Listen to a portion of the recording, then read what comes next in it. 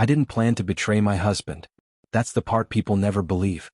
They think betrayal begins with desire. It doesn't. It begins with silence. With years of swallowing words. With smiling at dinner while something inside you slowly starves. The invitation came through a private message. No name. No profile picture. Just a location, a date, and one line. A private gathering. Discretion guaranteed. I should have deleted it. Instead, I stared at it for 3 days. My husband and I had been married 9 years. From the outside we were steady. No shouting. No scandals. No broken dishes. But stability can feel like a locked room if no one opens a window. We had stopped touching months ago. Not fighting. Just fading. He worked late. I stopped asking why. He stopped asking anything at all. So when I saw that message, I told myself I was just curious. Not reckless. Not unfaithful. Just curious about a version of myself that still felt wanted. The night of the party, I told him I was meeting an old friend. He barely looked up from his phone. Okay, he said. No suspicion. No interest. That hurt more than if he'd questioned me. The address led to a house outside the city. Tall gates. Dim lights. Expensive cars lined neatly along the driveway. I almost turned around twice. Inside the music was low. Conversations softer. Every man there wore confidence like a tailored suit.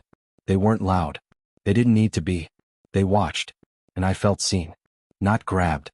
Not cornered. Just noticed. A man offered me a drink. Another asked my name. No one crossed a line. But the attention was intoxicating.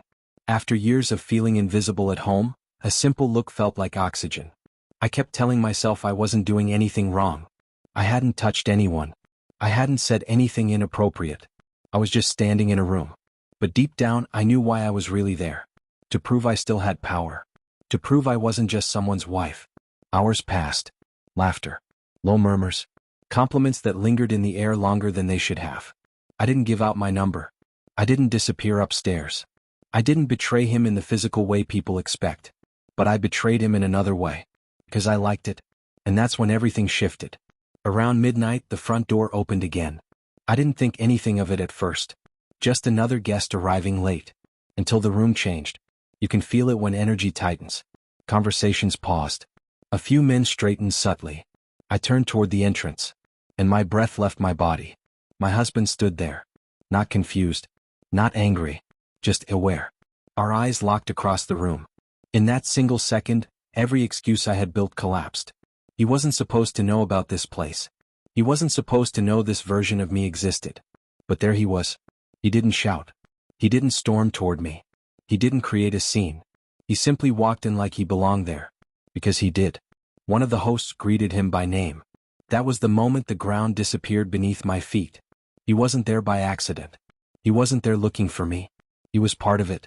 I felt heat rush to my face, not from guilt alone, but from the realization that I had misunderstood everything. I thought I was stepping into some secret world behind his back. It turned out I had stepped into his. He approached me slowly. Not aggressive. Not rushed. Having a good time? He asked quietly. There was no sarcasm in his voice. That scared me more than anger would have. I didn't know, I started. I know, he said. And that was it. No accusation. No humiliation. Just 2 words heavy enough to crush me. We stood there, surrounded by strangers who suddenly felt too close. For the first time in years, he looked directly at me. Not past me. Not through me. At me. I stopped asking where you felt alive, he said. That's on me. His honesty hit harder than any insult. I had come to this party thinking I was reclaiming something. Instead, I realized how far we had drifted without ever admitting it. We left together. No dramatic exit. No slammed doors. The drive home was silent, but it wasn't empty. It was full of things we had avoided saying for years. That night didn't end our marriage. It exposed it. We didn't fix everything overnight. We didn't magically become passionate again. But we started talking. Not about chores. Not about schedules. About loneliness. About pride. About the dangerous comfort of pretending everything is fine. I went to a secret party full of men.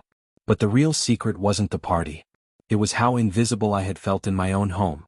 And how close we both came to losing everything, not because of one reckless night but because of years of quiet distance. That night changed everything.